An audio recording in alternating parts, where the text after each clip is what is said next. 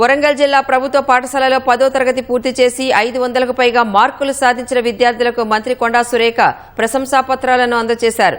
విద్యాశాఖ ఆధ్వర్యంలో ఏర్పాటు చేసిన యంగ్ అచీవర్స్ సన్మాన కార్యక్రమంలో మంత్రి కొండా సురేఖ, జిల్లా కలెక్టర్ సత్య శారద ముఖ్య అతిథులుగా పాల్గొన్నారు.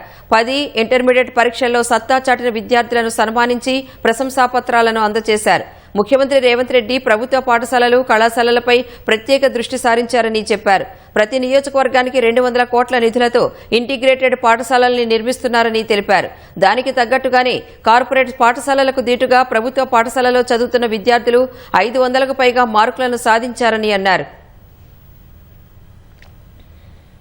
స్కూల్ తెరిచిన ఫస్ట్ రోజే పిల్లలకు పుస్తకాలు ఇవ్వాలి, వాళ్ళకు బట్టలు ఇవ్వాలి, షూస్ ఇవ్వాలి అని చెప్పి అందరికీ కూడా ఫస్ట్ రోజే వాళ్ళకి కావాల్సినవన్నీ ఇచ్చి మరి మిమ్మల్ని చదివించడం జరిగింది. ప్రైవేట్ స్కూళ్ళలో కాకుండా గవర్నమెంట్ స్కూళ్ళలో చదివి ఇంత మెరిట్ తెచ్చుకున్న వాళ్ళు మీరు గొప్పవాళ్ళు.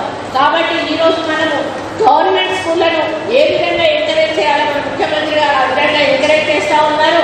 మరి ఇంటిగ్రేటెడ్ రెసిడెన్షియల్ స్కూల్స్ కూడా ఒక్కొక్క నియోజకవర్గానికి 200 కోట్ల రూపాయలతో నిర్మాణం చేస్తూ ఉన్నారు.